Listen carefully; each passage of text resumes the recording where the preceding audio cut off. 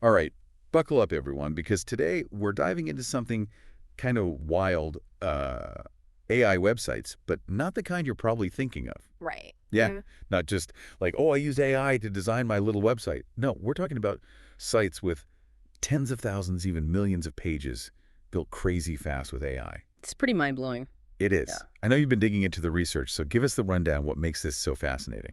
Honestly, it feels like a gold rush right now. Like, picture a website just appearing out of thin air, ranking high on Google almost instantly, all because someone figured out this potent mix of coding and AI. That's the level we're talking about. So it's like that programmatic SEO thing, right? Yeah. I've heard that term thrown around where people use code to just pump out pages optimized for search engines.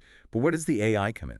AI is like the secret sauce, the turbocharger for this whole process. Yeah. Building a traditional website, even a small one, it takes so much time, content writing, design, all that.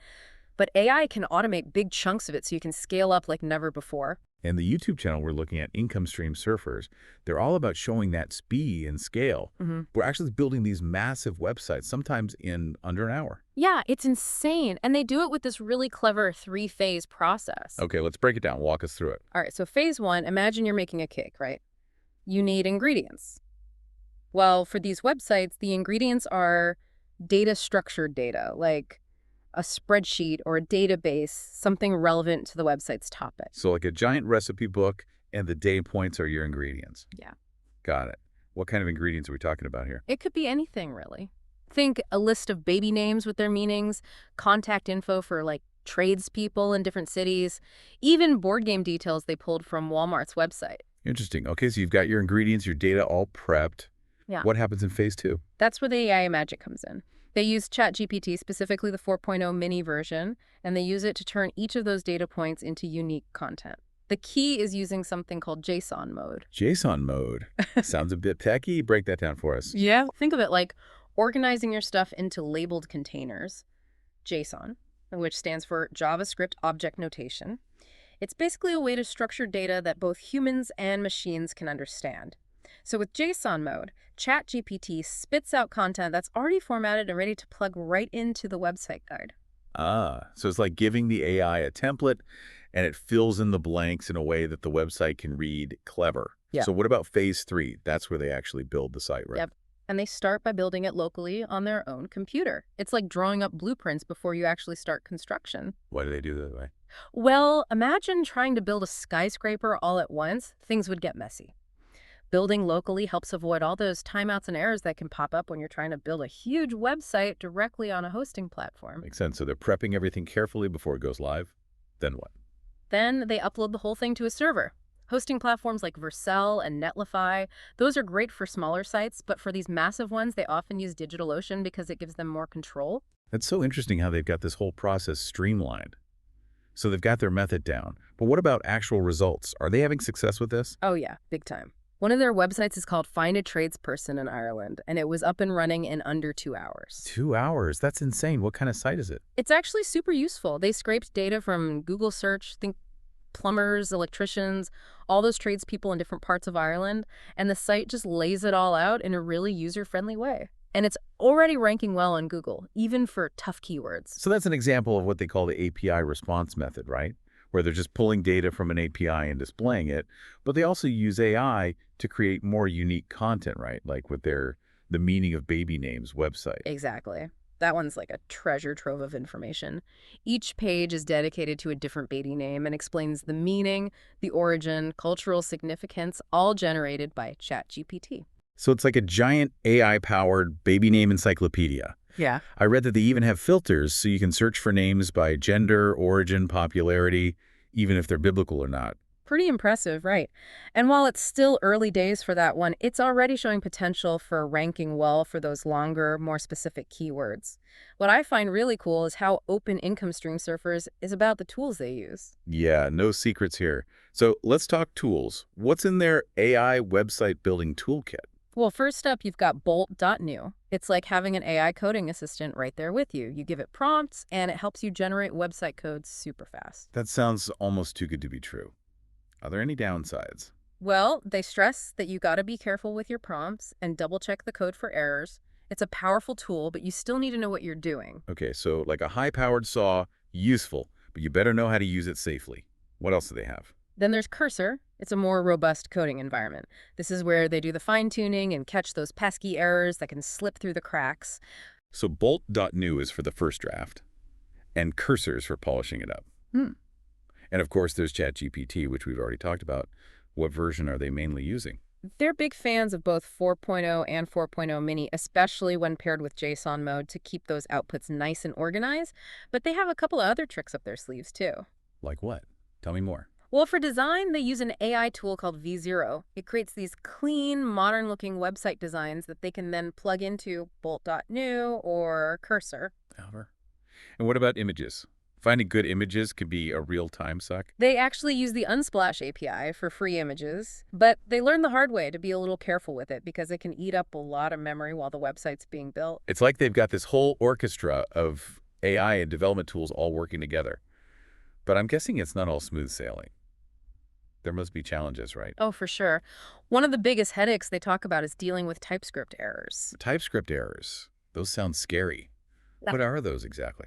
Basically, they're code errors that can pop up, especially when you're using a tool like bolt.new that generates code so quickly. Ah, like when you're writing and spell check underlines a word, you got to go back and fix it. Mhm. How do they deal with these TypeScript errors? They use Cursor to meticulously fix them before they launch the website. They emphasize how important it is to catch those errors, or the website might not work right. Makes sense. Attention to detail is key. What other kinds of challenges come up? Another thing they point out is something called placeholder code. It's temporary code that bolt.new sometimes creates, and it needs to be removed before the site goes live. So like leaving the scaffolding up after the building's finished. It serves a purpose during construction, but needs to come down afterward. Exactly. Then you've got API rate limits. Okay, explain that one. What are API rate limits and why are they a problem? Imagine a bouncer at a club. They only let a certain number of people in per hour, right? Well, when you're pulling data from an API like they do with the Walmart one for that board game site, you can hit those rate limits if you make too many requests too quickly. Ah, so if they need a lot of data, they can't just grab it all at once. How do they work around that? They have to get a little creative. They talk about using what are called asynchronous or parallel calling methods, basically spreading out the requests so they don't overload the API. That's some serious problem solving on the fly. Anything else they've had to overcome?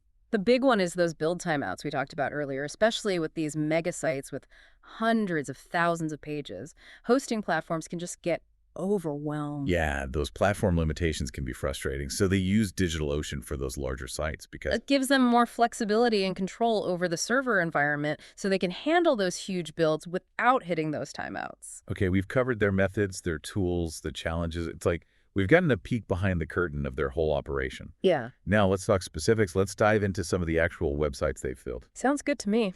Mm-hmm. Let's start with find a tradesperson in Ireland, since we already touched on it. Okay, remind us, how is it structured and how do they build it so fast? It's all about smart organization and using that API response method. They've got the site neatly categorized by trade plumbers, electricians, you name it, and then further broken down by location within Ireland. It's super user-friendly. I love how practical it is. Yeah. And you said it was already ranking well on Google. Oh, yeah, it took off like a rocket. In just a few days, hundreds of pages were indexed, and they were showing up for some really competitive keywords.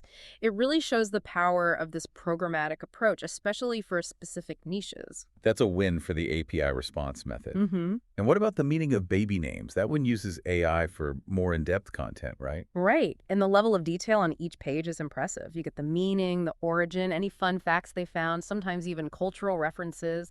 It's all laid out nicely, and ChatGPT did a great job generating all that text. It's wild to think that AI can basically write an encyclopedia of baby names. And it's not just quantity, it's quality too. They paid attention to user experience with those filters we talked about, so it's easy to find specific names. It's still early, but it definitely has potential for SEO. Then there's Best Board Games 4, the one they built using the Walmart API.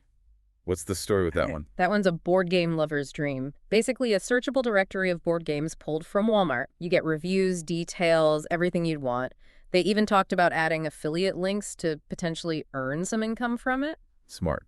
So they're not just building these sites for fun. They're thinking about how to monetize them, too. And last but not least, there's Get Married in Italy, which uses a similar approach to that tradespeople site. What kind of data did they use for that one? They pulled info about wedding services in different parts of Italy, again, relying on Google search. It's like a one-stop shop for anyone planning a destination wedding in Italy. So smart. And again, they built it incredibly fast, which just highlights how efficient this approach can be when you're focused on a specific market.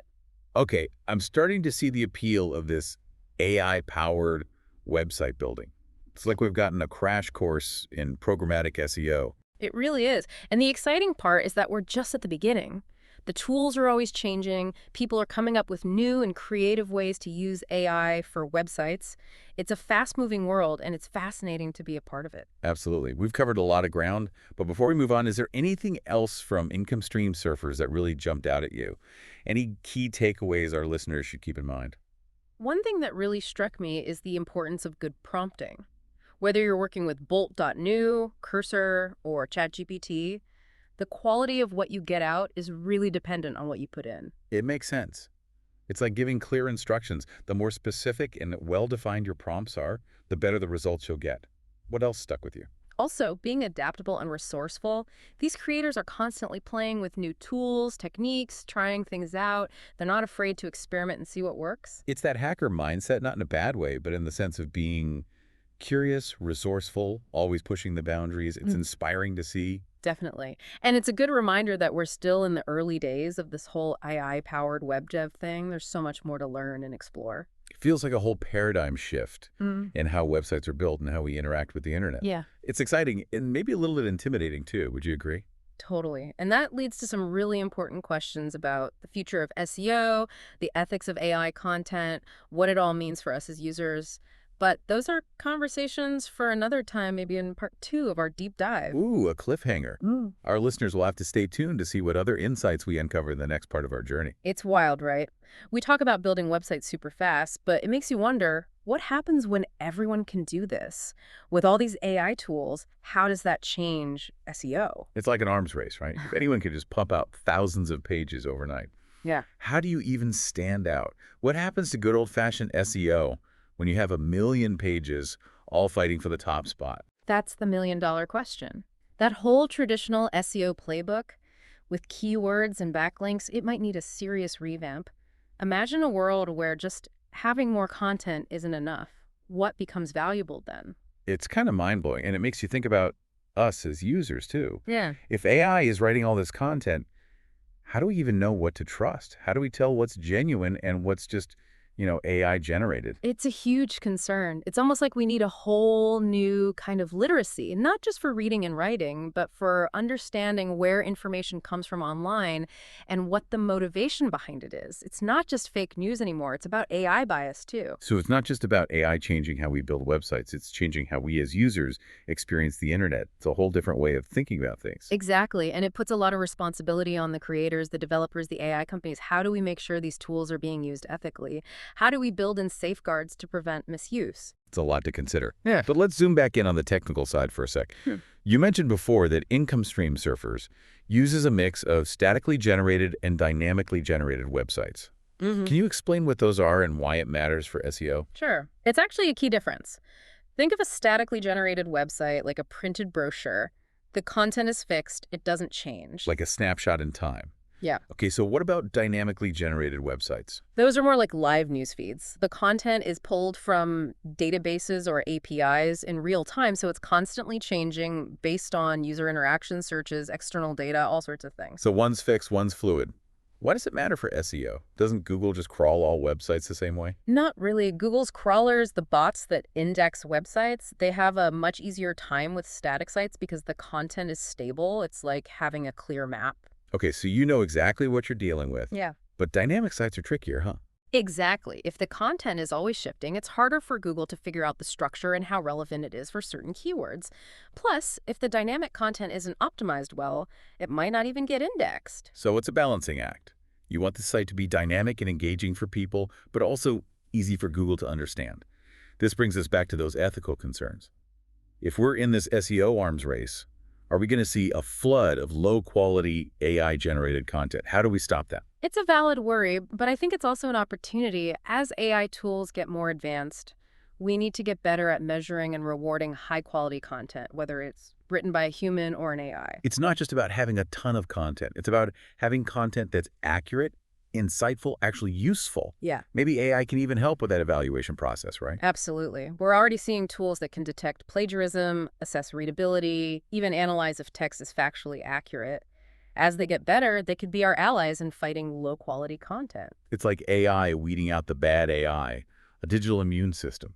Exactly. And ideally, these tools would help us find and promote truly valuable content, no matter who created it. That's a future I'm on board with, where the best ideas win, human or AI. Hmm. Okay, let's get practical. For someone listening who's intrigued by all this, what are some takeaways from income stream surfers if they want to start building their own AI-powered website? First, choose your data source carefully. It's the foundation of your website, so make sure it's relevant, accurate, and well organized. Like picking the right building materials, you don't want a shaky foundation. What else? Master the art of prompting. Whether it's Bolt.new, Cursor, or ChatGPT, your prompts will make or break your results. Right, learning to speak AI and give it clear instructions to get what you want. What else would you say to someone just starting out? Don't be afraid to experiment. Try different tools, different approaches. See what clicks for you. This field is always changing, so be ready to adapt and learn as you go. And there's a whole community out there. Don't be shy about asking questions and learning from others. Who knows, maybe you'll discover the next big technique or tool that changes the game. Exactly. It's a really exciting time to be involved in web development. And as we've seen, AI is playing a bigger and bigger role. But there's something else we haven't talked much about: the human element. You're right. We can't forget about that tools like Bolt.new and ChatGPT are great for automating things, Bruh. but ultimately, it's still humans who are guiding the process, making the creative decisions, ensuring the quality of the final product. It's a partnership, not a replacement. And talking about partnerships, the Income Stream Surfers channel really highlights another important aspect: collaboration. Oh yeah, they're all about sharing. They openly share their prompts, their code, their successes, their failures, encouraging others to learn from them. It's a true community, and that's one of the things that makes this field so dynamic. It's not just individual developers working alone, it's about sharing knowledge, experimenting together, and pushing the limits of what's possible with AI. It's like a collective deep dive into the unknown, with everyone bringing their own expertise to the table. It's really inspiring. But let's be real, building a website, even with AI help, still takes some technical skills. What if someone listening isn't a coder? Can they still do this? That's a great question, and I think the answer is a cautious yes. While you don't need to be a coding master to get started, having some basic understanding of HTML, CSS, and JavaScript would be incredibly helpful. Okay, so at least enough to understand how the pieces fit together. Yeah, But the good news is there are so many resources online to help people learn. absolutely. Free courses, interactive tutorials, tons of supportive online communities that can guide you. Plus, the tools themselves are getting easier to use all the time. So even if you're not a coding whiz, don't let that stop you. With a little effort, you can definitely learn. And who knows, maybe you'll even discover you enjoy the technical side more than you thought. That's the beauty of it. This tech is opening up so many new possibilities for creativity and innovation, no matter your background. So for those listening who are feeling inspired, what's your one piece of advice to get them started on this AI-powered website journey? Start with a clear vision. What kind of website do you want to create? What problem are you trying to solve? What value are you offering to users? Once you have that strong foundation, the technical details will fall into place much easier. I love that. Start with the vision, and I'll add one more thing. Don't be afraid to fail. Experiment, iterate, learn from your mistakes. That's how you master any new skill, especially in a fast-moving field like this. Couldn't agree more. And remember, the resources we've talked about are just a starting point. There's a whole world out there waiting to be explored. So to everyone listening, we say, dive in, get curious, experiment, and don't be afraid to make mistakes. You might just build the next big thing. Yeah, it's really cool to see how AI is making website building more accessible. But even with all this AI help, there are still some things you need to know, right? Let's say someone's listening who's brand new to all this. What are some of the must-have skills to really get into this world? That's a great question. And I think the biggest thing to remember is you don't need to be a coding genius to start building AI-powered websites. But having a basic understanding of what's going on under the hood, that would definitely give you a leg up. Okay, so what does that mean, practically speaking? What are some core things to focus on? Knowing a little HTML, CSS, and JavaScript, those would be super helpful. They're like the fundamental building blocks of any website. HTML gives Yeah. it structure, CSS styles, it makes it look good, and JavaScript adds Right, interactivity. it's like learning a new language, but for websites. Hmm. And once you've got those basics down, you can communicate with those AI tools much better. You can tweak the code, customize your site, really make it your own. Exactly. And the good news is there are tons of resources out there to help you learn. You've got free courses, interactive tutorials, even whole online communities where people are super supportive and help each other out. It's like having a worldwide classroom at your fingertips. Hmm. And honestly, the tools themselves are becoming more and more user-friendly. It's getting easier to just jump in and start building. Yeah, for sure. And the best way to learn is by pick a project, doesn't have to be big, and just start experimenting. You'll learn as you go. That's so important. Don't let the fear of not knowing enough hold you back. Embrace the learning process. And who knows, you might even find that you enjoy the technical stuff more than you expected. It happens all the time. People start out thinking, oh, I'm not a tech person, and then they get hooked on the challenge and the creativity. It's incredibly rewarding to see something you built come to life online. And income stream surfers is a great example of that. They're clearly having a blast, and their enthusiasm is kind of contagious. They're like kids in a candy store with all these new AI tools. And I love how they're so open about sharing their journey with everyone. Right. Their willingness to share everything, the good, the bad, the successes, the failures. It's so refreshing, and it makes it less intimidating for others to jump in. Totally. It creates this sense of community and shows that you don't have to be a coding whiz to use AI for building websites. Anyone can do this. Exactly. It's all about breaking down those barriers and giving anyone with a good idea the power to bring it to life online. Well, I think we've covered a lot of ground in this deep dive. The technical stuff, the ethical considerations, even some tips for getting started. We've really gone through it all, and the crazy thing is we've barely scratched the surface. This whole world of AI-powered websites is just exploding. It's like we've opened this door to a whole new dimension of the internet. And for anyone listening who's feeling that spark of inspiration, what's your one last piece of advice to them? Dream big. Don't limit yourself to what you think is possible. AI is a tool, and like any tool, its potential is bound only by our imagination. I love that. Dream big. So to all our listeners out there, dive in, get curious, experiment, and don't be afraid to make mistakes. Who knows? You might just create the next AI-powered website that changes the world. Couldn't have said it better myself. Happy building, everyone. And that's a wrap on our AI website deep dive. Thanks for joining us, and we'll catch you next time.